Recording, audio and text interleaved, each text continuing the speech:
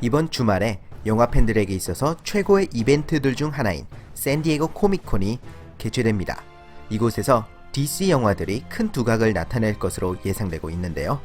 그 중에서도 가장 큰 하이라이트는 바로 올해 말에 개봉하는 영화 아쿠아맨의 예고편일 것입니다.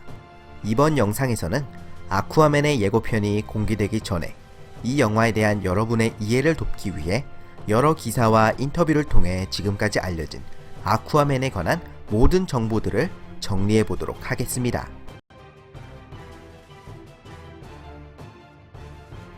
아틀란 왕이 남긴 유품에서 숨겨진 메시지를 찾아낸 아쿠아맨은 메라와 함께 전설의 삼지창을 찾기 위해 모험을 떠납니다. 그리고 이 두 히어로를 노리고 오션 마스터와 블랙 만타가 그들을 추격합니다. 시놉시스만 들어도 흥미진진한 모험이 연상되는데요. 제임스 완 감독은 아쿠아맨을 바닷속에서 벌어진 인디아나 존스 같은 모험 이야기라고 설명한 바가 있습니다. 또한 시놉시스에서 알 수 있듯이 원작 코믹스 아틀란티스의 왕자 스토리에 크게 영향을 받은 것 같습니다.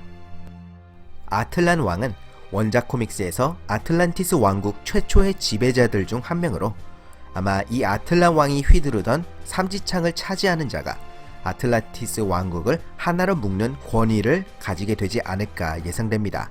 마치 아서왕 이야기의 엑스칼리버처럼 말이죠. 제이슨 모모아는 이미 작년 10월에 아쿠아맨은 아직 아틀란티스의 왕이 아니고 그것은 솔로 영화에서 일어난다고 인터뷰를 한 적이 있습니다. 삼지창을 손에 넣으면 아틀란티스 왕국의 왕위를 얻을 자격이 주어지는 것 같습니다.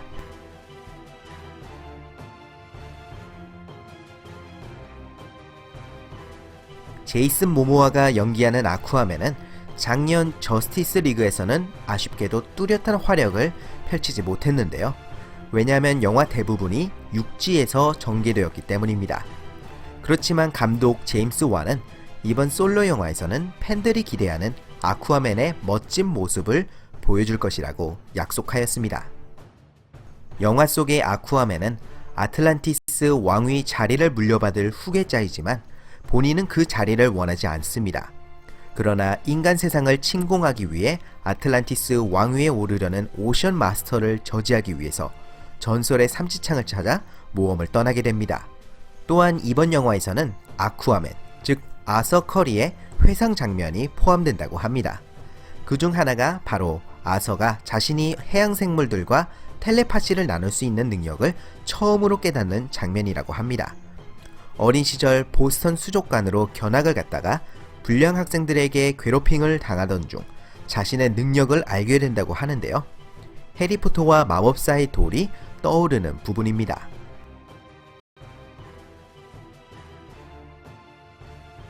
메라는 1963년부터 등장한 DC 코믹스의 캐릭터로 영화 속에서 그녀는 수중왕국 제벨의 공주이지만 아쿠아맨의 어머니이자 아틀란티스의 여왕인 아틀라나가 키웠습니다. 매사에 진지하고 비록 공주의 몸이지만 놀라운 전투 실력을 지니고 있습니다. 무엇보다 그녀의 최고 기술은 바로 물을 조종하는 능력인데요. 바다를 배경으로 하는 이번 영화의 모험에서 굉장한 모습을 보여줄 것으로 기대됩니다.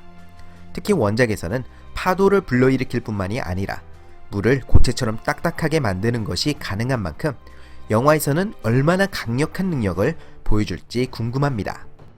한편 메라를 연기하는 앰버 허드는 자신의 캐릭터가 아쿠아 우먼이 아닌 자신만의 매력을 뽐내는 캐릭터가 될 것이라고 약속하였습니다. 또한 아쿠아맨과 함께 모험을 떠나는 만큼 그냥 로맨스 상대가 아닌 동등한 파트너로서 활동할 것이라고 합니다.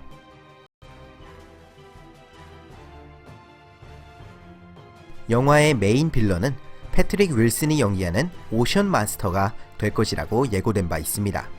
아쿠아맨의 배다른 형제인 오션 마스터는 바다의 오염을 증오하면서 육지의 인간들을 공격하려는 계획을 가지고 있습니다.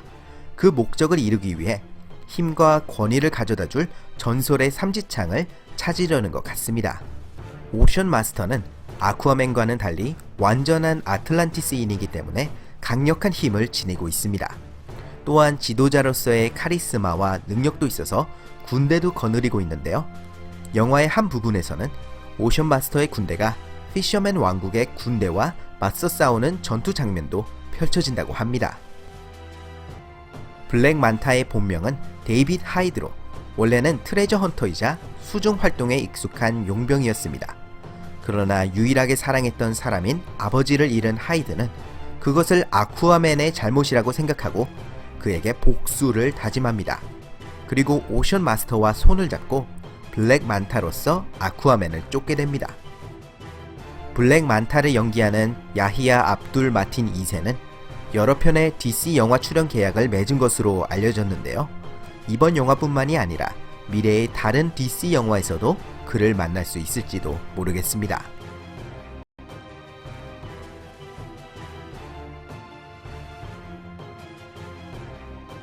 영화는 이름만 들어도 기대가 되는 훌륭한 배우들이 출연합니다. 그중 한 명이 바로 니콜 키드먼인데요. 그녀는 아쿠아맨의 어머니이자 아틀란티스의 왕비인 아틀라나를 연기합니다. 영화의 시작은 인간이자 등대지기인 토마스 커리가 부상을 당한 채 해변에 휩쓸려온 아틀라나를 구출하고 그녀와 사랑에 빠지는 장면이라고 합니다. 그렇지만 어쩔 수 없이 톰과 어린 아서를 두고 떠나게 되는데요. 대신에 자신의 무기를 남깁니다. 이 무기가 바로 아쿠아맨이 저스티스 리그에서 사용하던 삼지창입니다. 이 영화에 참여하는 또 다른 대배우는 바로 윌렘 데포입니다.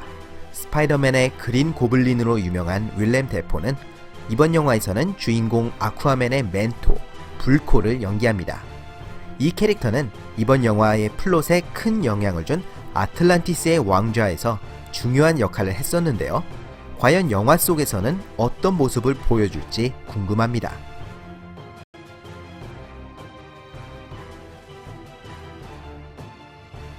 영화 아쿠아맨은 대부분의 시간을 바닷속에서 보낼 예정이라고 합니다. 그만큼 이제껏 히어로 영화 속에서 본 적이 없는 비주얼을 선사할 예정인데요. 프로덕션 디자이너인 빌 브라제스키가 아이언맨 3와 분노의 질주 7에 이어서 이번에도 대단한 비주얼을 뽐내는 세트를 구상할 것 같습니다. 아틀란티스의 전사들은 깊은 바닷속에서 살아가는 만큼 강력한 힘과 내구력을 지니고 있는데요. 슈퍼맨 같은 크립토니안들과 맞먹을 정도로 강하다고 합니다. 그렇지만 무적은 아닌지라 자신들의 무기에 부상을 입거나 죽을 수도 있다고 합니다. 아틀란티스의 전사들은 자신들이 속한 왕국에 따라 각자 색다른 무기와 갑옷을 지녔다고 합니다. 마치 반지의 제왕의 전사들처럼 말이죠. 또한 상어나 대왕 오징어 같은 수중 생물을 전쟁에 이용하기도 한다고 합니다. 아틀란티스에는 7개의 크고 작은 다양한 세력들이 존재합니다. 먼저 아쿠아맨, 오션 마스터 등이 속해 있는 아틀란티안이 있습니다. 이들은 인간과 비슷하게 생겼지만 앞서 말한 대로 강력한 힘과 내구력을 지니고 있습니다. 두 번째 세력은 제벨입니다. 메라가 이 왕국 출신의 공주인데요. 돌프 룬드그렌이 연기하는 네레우스가 이곳의 지배자입니다. 아틀란티안과 제벨 출신만이 육지 위에서도 숨을 쉴 수 있는 능력을 가지고 있다고 합니다. 세 번째 세력은 피셔맨 왕국입니다. 평화와 자연을 사랑하는 이 왕국은 자이먼 혼수가 연기하는 피셔맨 킹이 다스리고 있는데요. 영화 중반에 이들을 굴복시키기 위해 오션 마스터가 침공을 한다고 합니다. 자이먼 혼수는 DC에서는 피셔맨 킹뿐만이 아니라 영화 샤잠에서도 선대 샤잠으로 출연하고 마블에서는 가디언즈 오브 갤럭시에 이어 캡틴 마블에도 출연할 예정입니다. 네 번째 세력은 브라인인데요. 갑각류를 연상시키는 종족으로 바다 밑바닥에서 살아간다고 합니다. 다섯 번째 세력은 트렌치에 사는 종족들로 마리아나 해구 같은 아주 깊은 곳에서 생활한다고 합니다. 이들은 워낙 어두운 곳에 사는지라 눈이 없고 밤에만 올라온다고 하는데요. 영화 내에서는 골치 아픈 적들로 등장한다고 합니다. 마지막 여섯 번째 세력과 일곱 번째 세력은 아직 그다지 알려진 것이 없습니다.